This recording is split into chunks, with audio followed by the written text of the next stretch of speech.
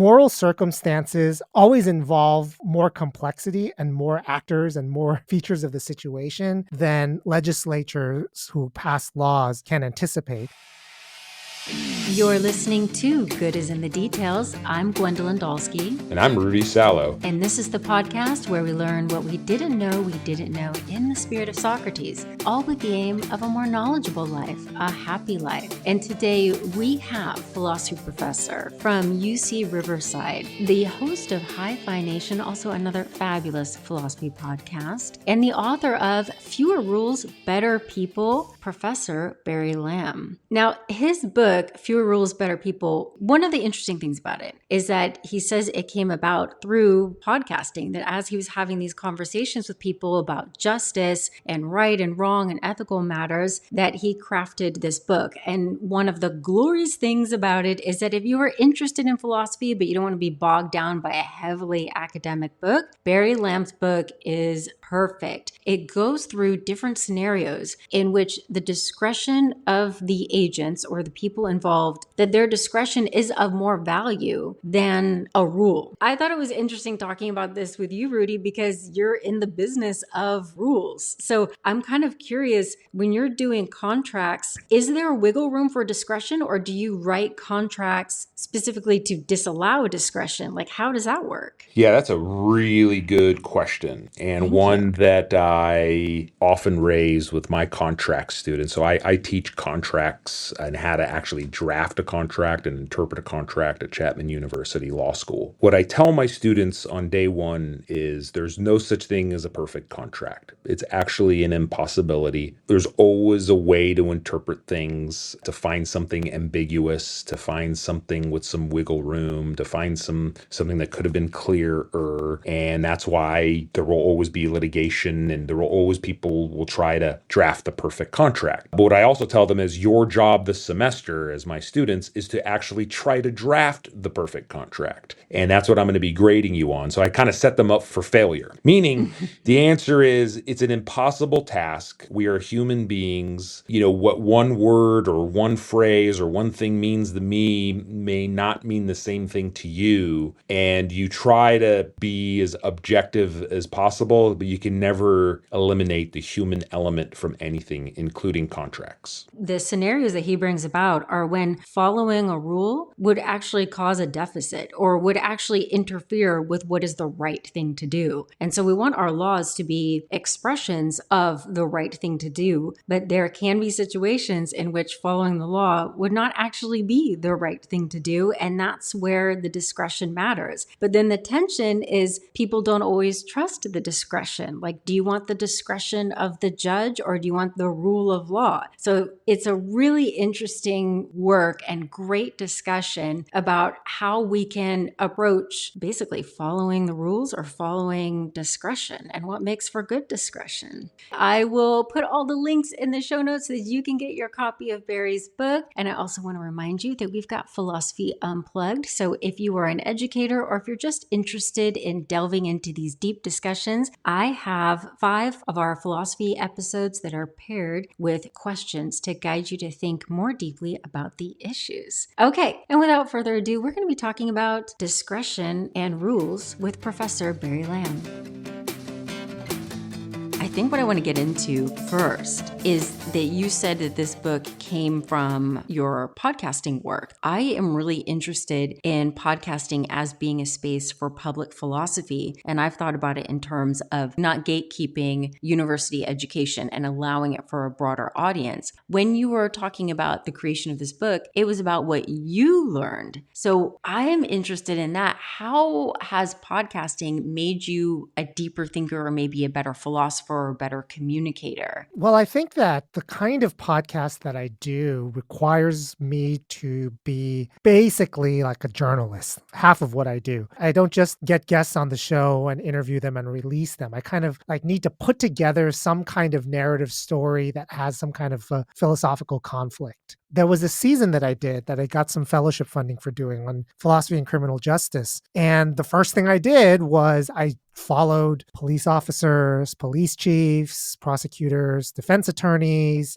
judges, activists, and all that. If I say follow, I mean like actually go like on ride-alongs, shadowed a prosecutor for like a week, went to judges' chambers to interview them. So it's like essentially seeing them do their job and then asking them questions and so on. And sometimes it had to do with a very specific story, like maybe a specific case that they were involved in. And sometimes it's just about the act of the job. And in the process of doing that, I came to the series thinking that there are all of these questions that philosophers like to talk about. And I'm probably going to be using that, talking about those topics on the show, like criminal punishment or freedom of the will, moral responsibility, that kind of stuff. But it turned out that most of the people who I was shadowing were interested in this issue of discretion, like discretionary decision making, as opposed to mandates from legislatures about how they were supposed to be doing their job.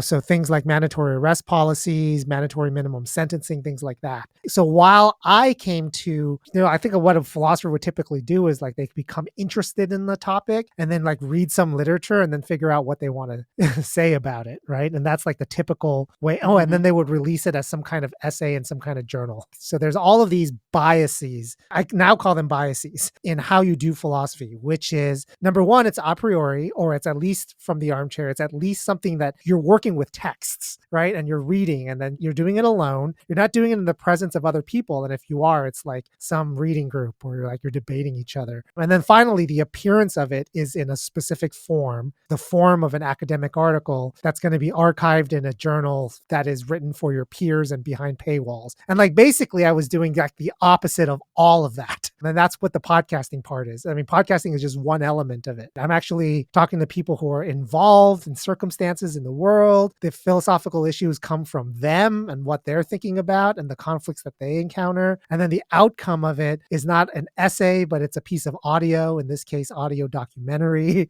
right? And then what I think about it is like ancillary or like reserved for print. And in this case, like this trade book that I wrote, and not really meant for like my peers, but for, everybody else. Well, I mean, when you came to Cal Poly, everybody was saying how easy it was to read and it was so great. And I totally was lost in it. I mean, by that in a good way, like I started it and then I didn't want to stop and I absolutely loved it. And it's so important because you're able to thread philosophical ideas into everyday scenarios. That's important because I think that even now there's like this crisis in the humanities where there's this question from a corporate type of culture asking, what would studying philosophy do? What are you going to do with that? What is that good for? And then with the work that you're doing, it's showing how an understanding of philosophy can ground and actually highlight a lot of complications that we have with everyday or how to think deeply about them, that there's a nuance to things. And it seems like in meme culture right now, everybody just wants a quick one-liner, a gotcha, and they're disregarding the entire process of nuance and that possibilities or exceptions. But maybe rules make us more comfortable, the categories. Do you think that's an issue? Like when you say fewer rules, maybe people are a little bit nervous because they prefer that guidance and they don't have to think about things. Yeah, to be charitable. So there's like charitable ways of understanding people's reaction. So to be charitable, I think when you're young and you're kind of very new, or if you're young or you're very new to some area in which you want to kind of establish yourself, rules are helpful. It's kind of the same way with cooking, right? Recipes are helpful when you have no idea how to cook anything. You can't just say, get a bunch of ingredients and like basically apply heat to food and figure out what you're going to do. With respect to meme culture, like, yeah, there's a lot of incentives going on in the media space that kind of disincentivizes, I don't know, thinking longer and thinking without coming to a view and expressing it. There's a lot of stuff that disincentivizes that. But I think for younger people, they don't know how to do that. It's kind of our job in college and it takes 4 years. There's an instructional role of rules I can fully understand. There is actually a person, I love him. He's a philosopher. His name is Alan Hayek. Alan actually wrote a thing that's like a guide to how to do philosophy. And it was essentially a rule book for a student to try to come up up with something to say and then like maybe say it and then maybe publish it, right? And it was very specific. It was like, look for any place somebody uses the word the and figure out whether or not you think there are any counter examples. Because if someone says the, they think there's only one thing, right? If I say the view that, right? There's one view that. But then there's an opportunity for you to find 3 different views. So look for where the word the occurs. Look for the word all. He was in good faith trying to help people. But think about what philosophy is supposed to be ideally,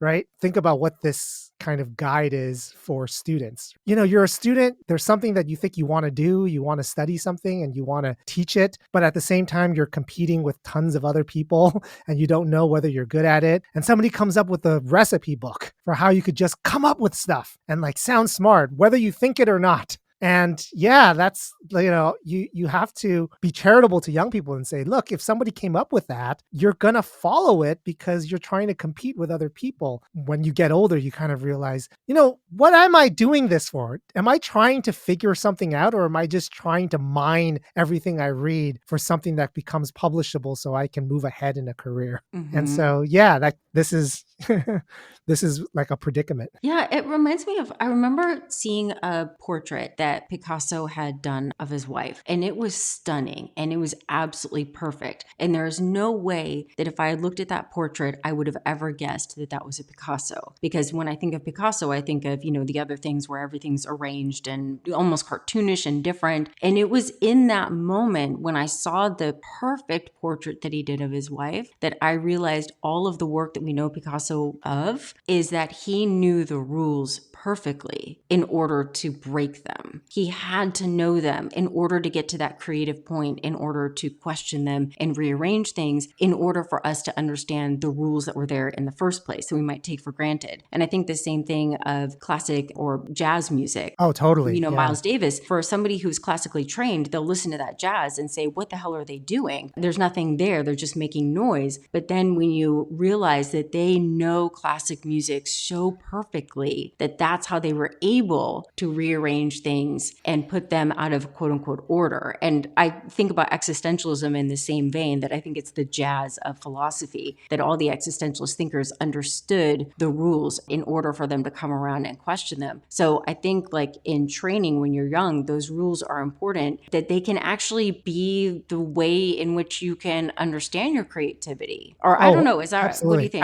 think? Absolutely. You know, another example is being a chef, right?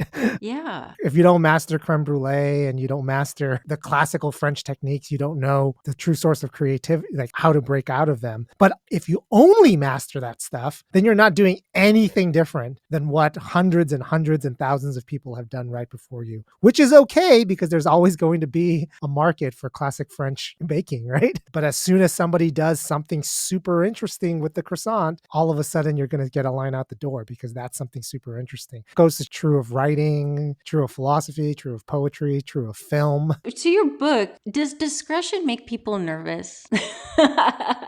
I'm wondering. It makes me nervous. Okay, yeah. And let me tell you why. I mean, as much as I agree with that there being too many laws, and it's funny, I tell this story every year whenever I'm doing like business development training to teams of lawyers at my law firm. I say one of the things that I like to do towards the end of the year, the week between Christmas and New Year, is I grab a local newspaper, and usually there's some kind of an article or highlighting all of the new laws that come into place in California. And it's literally hundreds of new laws, but this article kind of distills them down into the ones that you really need to know about. Usually I'll find something in that article and I'll email it out to clients and be like, oh, hey, new law in California. You know, I use that as a tool to stay in contact with clients, but it's also like kind of a running joke. It's like there's so many laws in California. There's so many different ones that could cover the same area. Then you have to interpret, well, which one applies? Which one do you ignore? And there's even a lot of funny laws in California. Last week we were doing trivia at my law firm, and one of the categories was crazy state laws. And one of them was you're not allowed to have a bicycle in a swimming pool, right? That law is on the books. It's in California. It's also in Nevada. And it's just like there's a lot of these funny laws out there. That's a great PSA. Okay, never mind. Yeah. However, discretion, and you talked a bit about this, Barry, in your book, and how you like to have people have more discretion. Here's my issue with discretion, and then you guys shoot me down. because I'm always shoot downable. Discretion is something that an individual would say, no, I'm not going to apply this rule or I'm not going to apply this law in this circumstance. However, that individual has their own biases. That individual has their own experiences. That individual has their own prejudices. And so when we have them exercise discretion, that person's personal history and subjective nature is a factor. Dare I argue,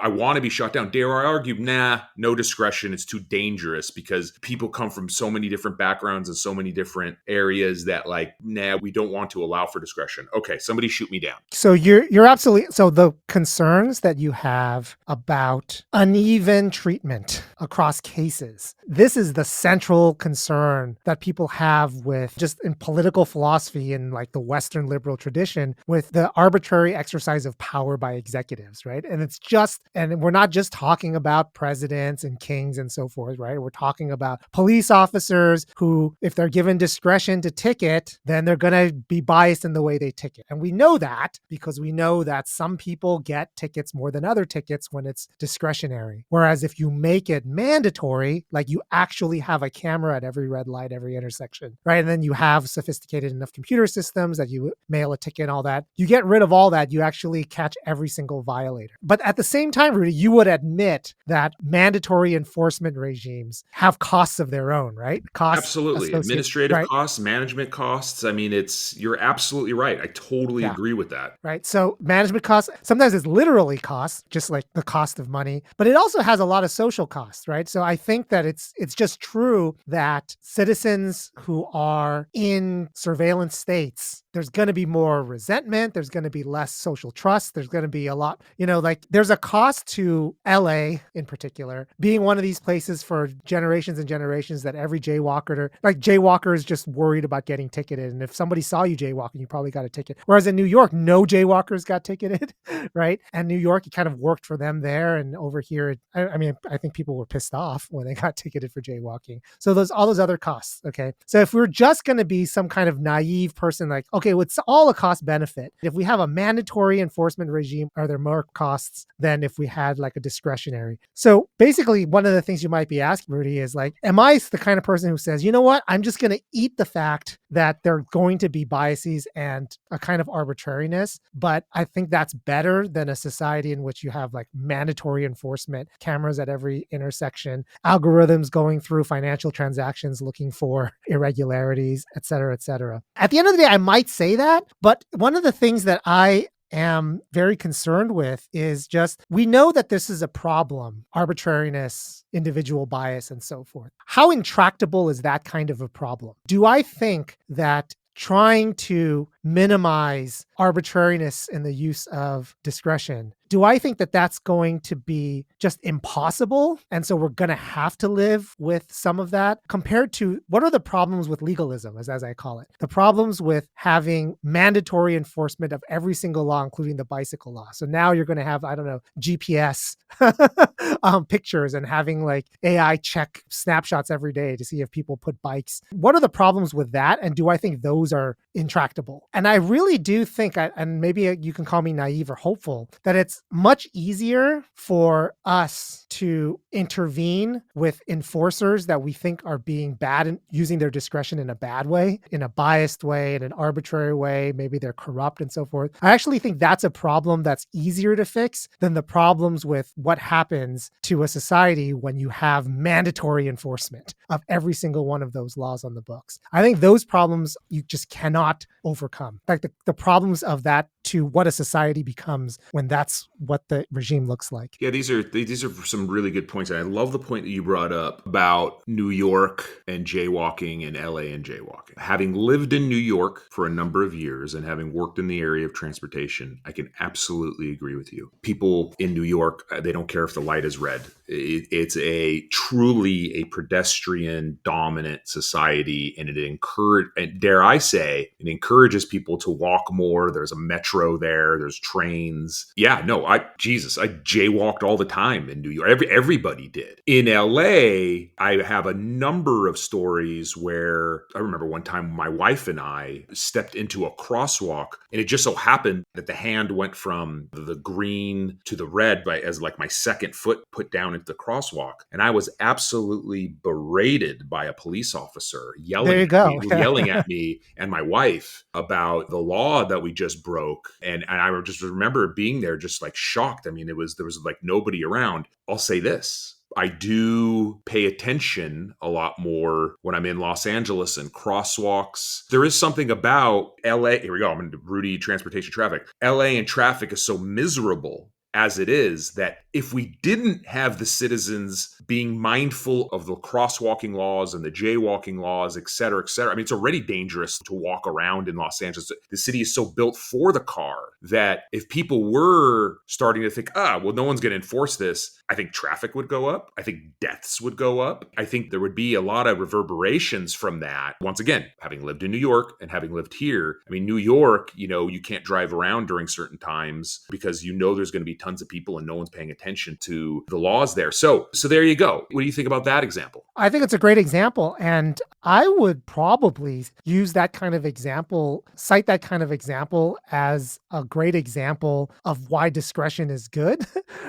Because I mean, the cop berated you. Did the cop ticket you? He did not. I actually wish he would have ticketed me. He was so mean to me and my wife. Yeah, I don't scare easy. Yeah. But it was really weird. It was an unusual reaction. Maybe he had a bad day. I don't know what. I mean, I'm trying to put myself into his position. Maybe a poor pedestrian got killed there that morning. Yeah. You know what I mean? Like, I don't know, but it was an overreaction. I actually think that a law that says a clear law about what constitutes jaywalking is a good thing. But I think that the enforcement of it should be sensitive to local conditions, right? And the point that you're making is in New York, because pedestrian traffic just like completely swamps vehicular traffic, which it does, your goal as a police officer isn't just law enforcement, right? Your goal is some kind of social harmony on the streets to prevent certain kinds of conflicts on the streets. And if you really did enforce the whatever clear jaywalking law is on the books, you are actually going to slow pedestrian traffic so much that you're going to create a hell of a lot more conflict than you're going to,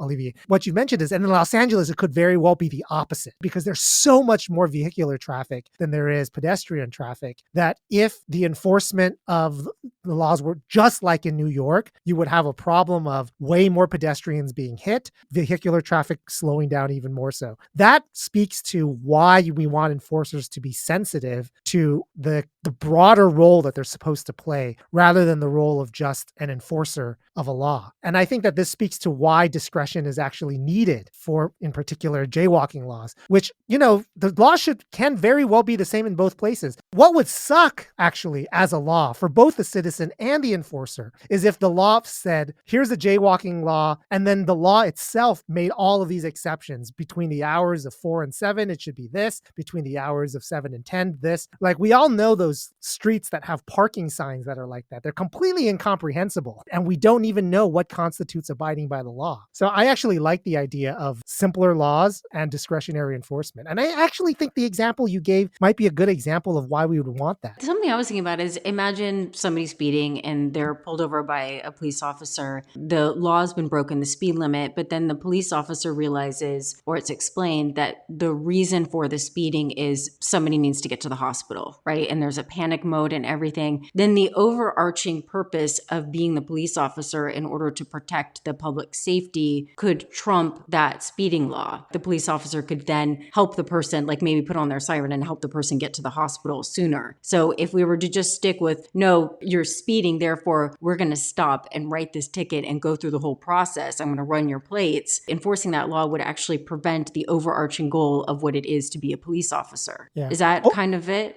Or Yeah, well, I mean, overall, I think what your example is speaking to, Gwendolyn, is that moral circumstances always involve more complexity and more actors and more features of the situation than legislatures who pass laws can anticipate. And they're more complicated. We don't want them to try to anticipate them and write out every instruction given every contingency. I don't think that is a recipe for even more entertaining game that Rudy can have at his law firm, which is, hey, let's look at how the California legislature has defined emergency this year with, 6 paragraph clauses about various different things that constitute an emergency and other things that don't constitute an emergency for speeding laws and things like that. I think, that's absolutely right. The morality of circumstances is always going to be more complex than what written laws can actually state. And I would like enforcers to be sensitive to the morality of circumstances. I think a lot of people do. yeah, when I'm reading the book, I'm like, yeah, because I'm thinking about myself and my ability to have this discernment. But then I am mistrustful of somebody else's ability to have discernment. And Right. so I was Yeah. thinking, like, yeah, it applies to me. Of course, discretion, I want it, but I don't know if I want other people who are in charge of me to have, I don't know if I trust them. I would rather that there was a rule. And then there was this, I hope I can state this right. I don't know how I'm going to state this, but it was the discussion about the use of AI or rules versus a judge's discretion and the pros and cons of it. And when I was thinking about that chapter, what came to my mind were friends and family members who are not white and how they would face, let's say, a bias with a judge or a bias in an algorithm. I was thinking about them. And then I kind of had that aha moment that as a white American, I'm not faced with the same issue, that either way, the algorithm or the discretion of the judge would most likely work in my favor. And so I'm wondering if what your thoughts are about the racial bias that can be in either the discretionary take or in the algorithm or the rules. Right. Right. So, yes.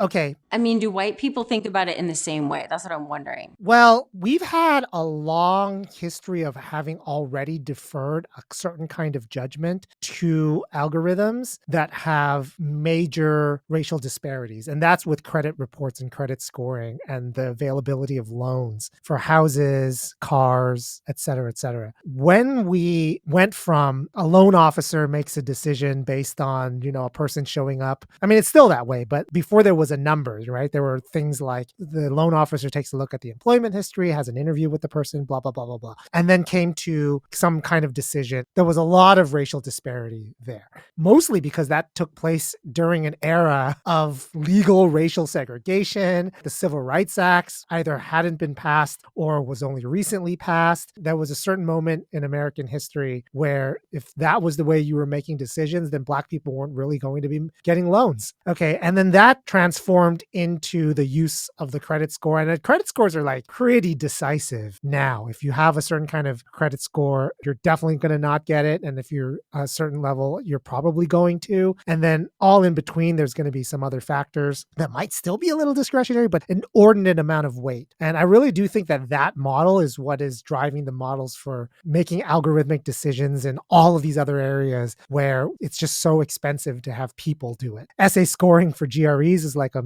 thing that I talked a lot about in the book, but that's just one. There's all kinds of other things. And we know that of the current algorithmic assessments, it's going to retain some of the same kinds of biases. And the reason for that is not necessarily just the things that are in the algorithm, but the society itself is still unequal in all of these various ways. So the kind of things that you have to do to get good credit are the kinds of things that are far less available to people of lower socioeconomic classes and Black people in particular, Native Americans, and so on. And so that's still going to be reflected in the algorithm. But what the tech optimists promise us is that they can correct for that in a way that people who rely on human judgment cannot. That's what they claim. So the idea is if certain things are weighted against African Americans in the society, with a flick of a number, I can compensate for that in the algorithm in a way that you're going to have to look for all the racist people and then try to convince them not to be racist. How hard is that?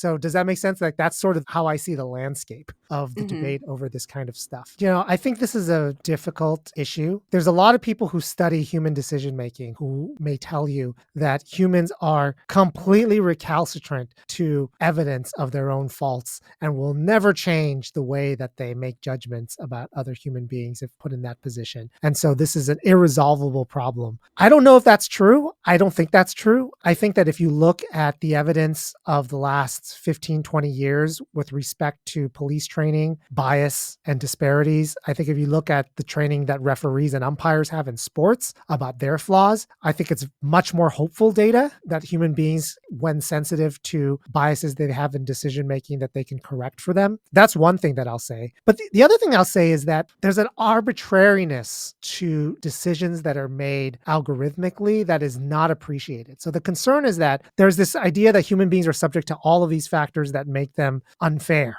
There's an unfairness to algorithms too. And it's not the same kind of unfairness, but it is a kind of unfairness. And that's they make arbitrary distinctions because there are sharp cutoff points. When you have an algorithm, you need a precise equation to tell you whether somebody is a 1, 2, 3, 4, or 5 on whatever scale it is that you are giving them. So if it's essays, it's like 5 is like we would say excellent and 4 is good. If it's in criminal risk assessment, it's 5 is like high risk of recidivism or reoffense. 4 is like higher risk or elevated risk or something like that. Same with loan applications. Those introduce a kind of arbitrariness. What makes you somebody who's a 4 as opposed to a 5, according to an algorithm? No human being can be as precise as that algorithm is making them out to be, right? One way that I try to explain this in the book is that forget about algorithms for a second. There are ways of determining who can vote in a society that can be vague or precise. And a vague one requires human judgment. Like, is this person mature enough to make a decision? Let's say that's the vague one. And some 16-year-olds are mature enough to make a political decision, and some 25-year-olds aren't. But what we've decided in the society is that, well, we're just going to have a sharp cutoff. 18. As soon as you're 18, you're mature enough. And if you're not 18, you're not mature enough. We've decided that that's okay. Even though I would submit that creates a kind of arbitrary line in that some people will unfairly be prevented from voting who are mature enough to make a decision like that. And then it creates a kind of unfairness in that some people who aren't mature enough will still be able to vote. That's the kind of thing I think appears when you start using algorithms also. And I think that we should be mindful that as much as we don't like arbitrariness for human decisions, there's a kind of arbitrariness in machine-made decisions that we're just thinking we're just going to have to accept. Well, we don't have to accept anything, right? We can think that one kind of arbitrariness is worse than another kind of arbitrariness. And that's what I think about the case of human decisions versus machine-made decisions. When you were doing your research on this and interacting with judges, what did they prefer, or law enforcement? What was their position? Nobody who's in a position of having discretionary power likes it getting taken away. Let's put it that way. So nobody is going to argue that we have had too much decision-making ability and we're glad the legislature has taken it away. Some people may have thought that, right? But not most people. So if you're a judge, and I actually thought the argument was compelling. So when you're a judge, you're going to say, the legislature wants me to sentence everybody who comes to me that's committed this crime to 10 years, right? I can see the differences between people who have committed this crime. So somebody who's caught with whatever it is, making this number up, but like 1 kilogram of cocaine or something in their suitcase at the airport. The judge says, I can see that there's a moral difference between a first offender whose boyfriend snuck it in because she gave him the bag versus somebody who I think, and there's some good evidence, was a regular runner for the cartel. Given that I can make that moral distinction, I should be able to sentence them to different prison terms, even though it's the exact same crime. The fact that the legislature doesn't allow me to do that is a moral wrong for these people. Right. I thought that was quite compelling. With respect to police officers, there really are these things called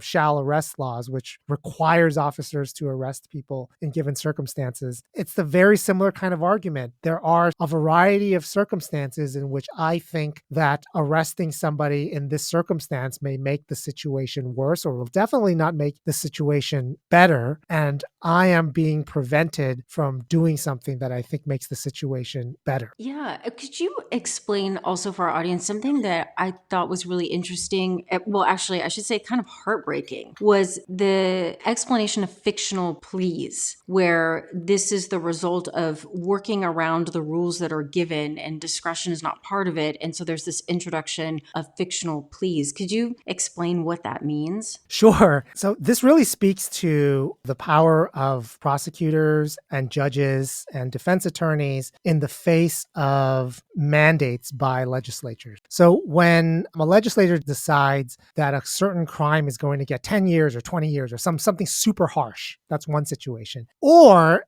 another thing that's actually technically not a punishment, like they say mandatory deportation for somebody who has committed this, who has been caught with this kind of drug and is not in the, and is in the, maybe in the country illegally or illegally, but in any case, they're going to pass a law that says they have to be deported. Or something like you get your barber's license taken away, or you're no longer able to live in public housing, something like that. So drastic consequences for people if they're convicted of certain kinds of crimes. Then what happens is with that kind of mandate, you might come across somebody who's like the father of three and the sole provider for the father for the three, facing something like deportation for possession of marijuana, something like that. What happens is, so this is like the good case, prosecutors and defense attorneys and judges might just decide this would be an injustice to deport this person. And it will be actually bad for this family and this community if we did that. So let's just try to find some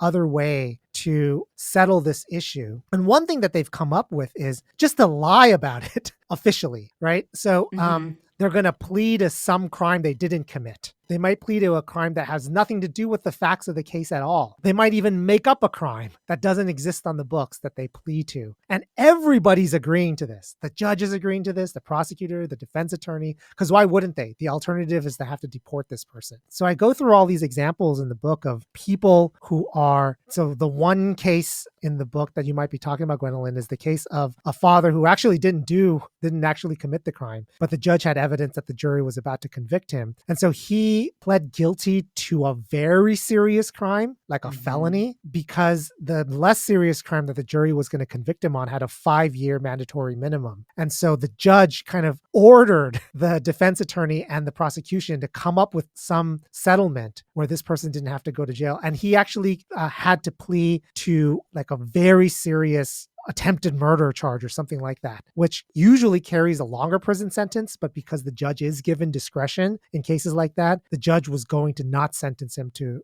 any prison time. And it turns out that these kinds of pleas to crimes you didn't commit, pleas to crimes that don't exist, when I ask defense attorneys about this, they're like, that's not a special class. This is almost every plea we do. Wow. It's almost every single plea is something that just doesn't fit the facts of the situation. Like this person didn't do things that way. You know, you might plead to a marijuana charge when you actually had a gun, or the other way around. You might plead to 3 crimes, but they're all misdemeanors, but you only actually committed 1 crime. So if you look at the statistics of how crime is based on conviction rates and so forth, you could very well have like not an accurate picture at all because there's so much lying, institutionalized lying going on. Oh my God. Oh my gosh. I didn't even think about that part. Barry, I was thinking, you brought up just deportation, and that was something that was on my mind with reading your book about how right now there is this push to say, wait, here is the rule, and there doesn't seem to be any room for discretion. So part of the cultural divide right now is that there's this advocacy for the rules, and then there's this advocacy for discretion. And in the mix of all of that, there's this question of, well, what constitutes justice? It almost seems like the discretion and the rule debate is rooted in, well, how is justice defined? So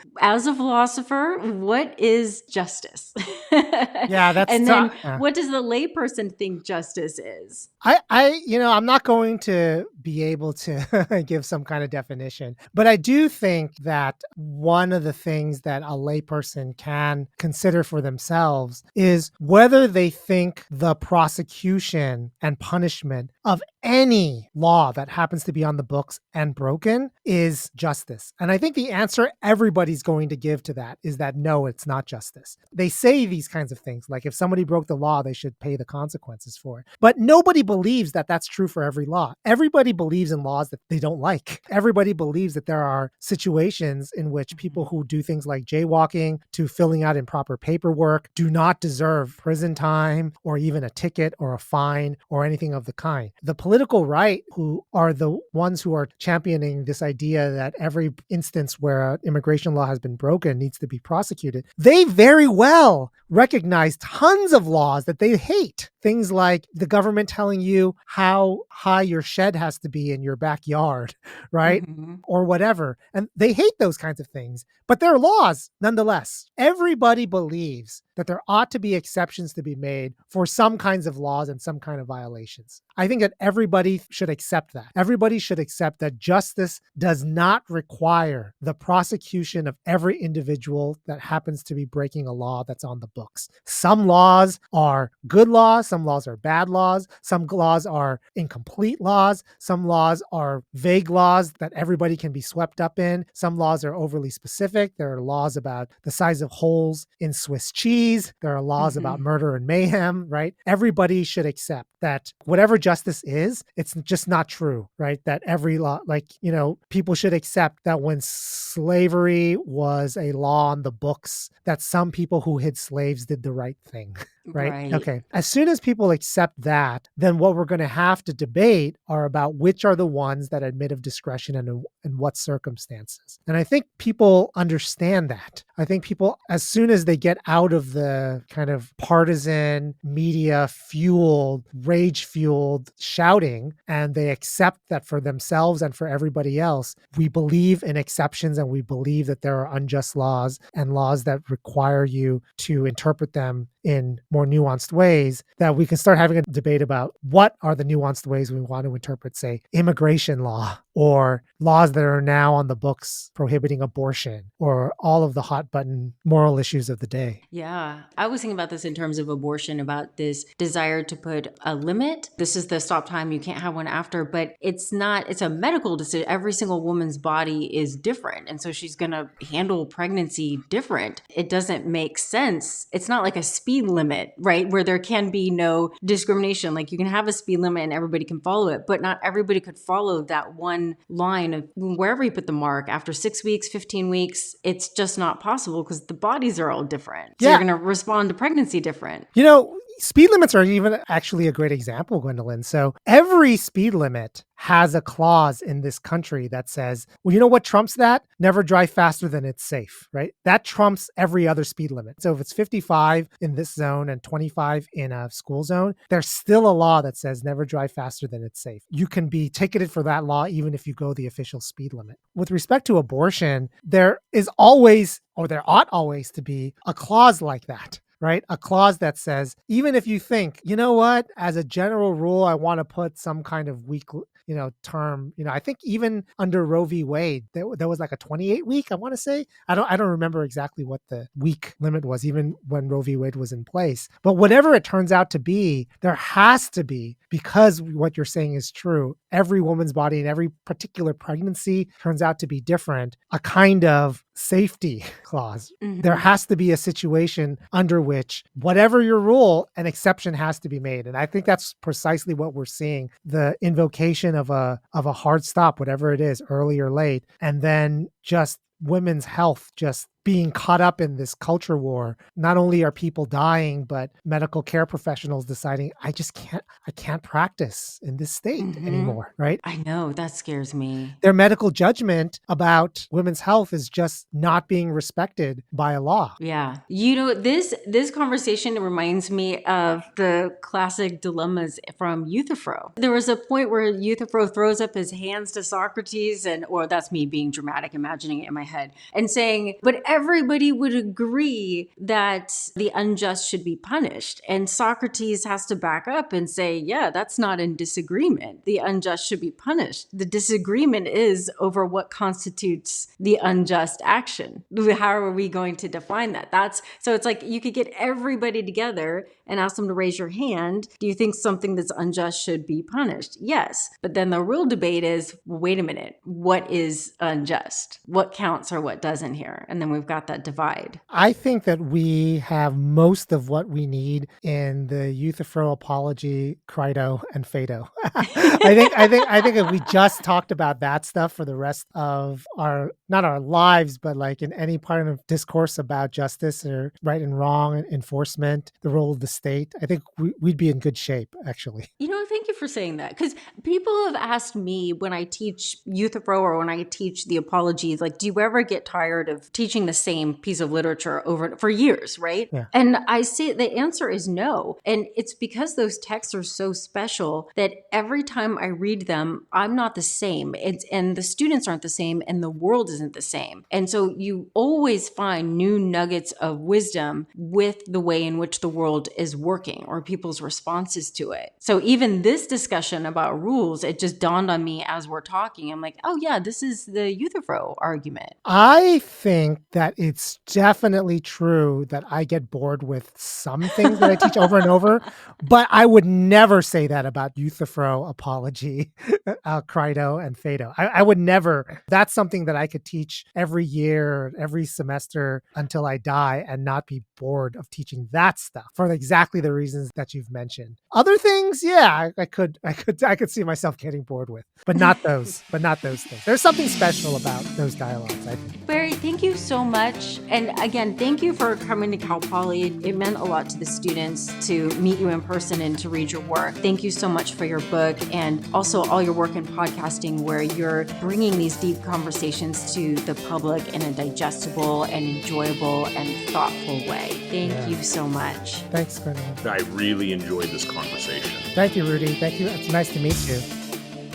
Good is in the Details is produced by Dr. Gwendolyn Dolske and Rudy Salo. Thank you, Barry, for joining the pod. And for everyone listening, remember to check out the show notes to get your copy of Barry's book. And we've also got links to our Patreon there. When you join our Patreon, you're supporting the pod, but you're also getting extra content, a book club, sneak peeks at upcoming episodes, and just all the pod news. You can also purchase your copy of Philosophy Unplugged there. And we'd like to thank our sponsor for this episode, AvonmoreInc.com. If you play bridge or if anyone you know plays bridge, you got to check out AvonmoreInc.com. They have everything you need for your next bridge party. Tallies, coasters, and smart playing cards, which are also great for kids. Go to AvonmoreInc.com and let them know Good is in the Details sent you. You can keep in touch with us. Go to goodisinthedetails.com or Instagram, Good is in the Details pod. Take a screenshot of this episode or your favorite episode and tag us. Okay, until next time, bye.